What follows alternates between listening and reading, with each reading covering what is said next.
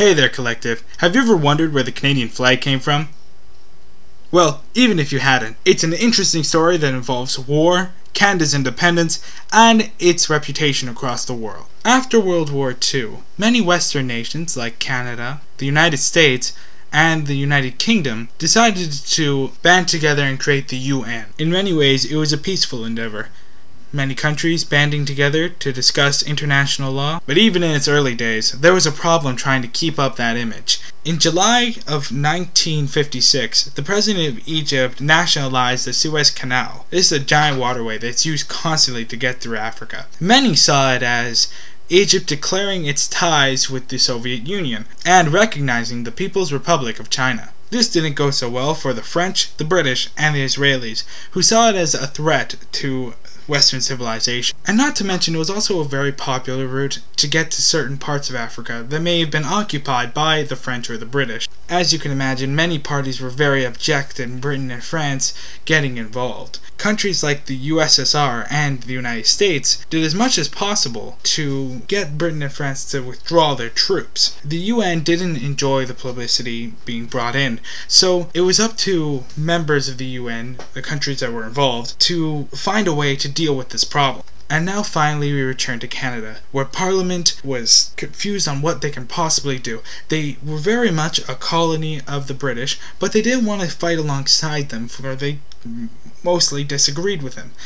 But they didn't want to fight the British either. Many ideas were thrown around until a member of Parliament, Lester B. Pearson, thought that they can make a separate force that can go in and ask for ceasefire, just to make sure that both sides were to stay at bay. This was the creation of the Peacekeeping Corps, where Canada was the forefront. Canada, along with many other countries, joined the fight through the United Nations Peacekeeping Corps. But once on arrival, the Egyptians refused to take help from the Canadians. Their loyalty was put to question, since Canada still had the Union Jack on their flag. Now with the battle long over with, there's a different question back home. Now Prime Minister Lester B. Pearson made it a priority to make Canada just a little bit more independent from the British. This was introducing Canada's own national anthem and a new flag.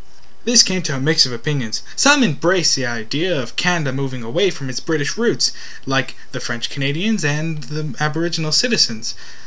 But others full out booed Lester B. Pearson when he suggested the idea on stage. Many wanted the flag to be different. Others wanted the flag to be more British. Well, ultimately the whole country was confused. What would the Canadian flag look like at the end of all this? Well, it was finally made official. On February 1956, the Canadian flag was finally presented. And with that, O Canada would be the Canadian anthem, and it would replace God Save the Queen. A quick explanation. The Canadian flag has two red borders and a red maple leaf in the middle. The red maple leaf has 11 stylized points to show each province, and the two borders are to show the two territories at the time.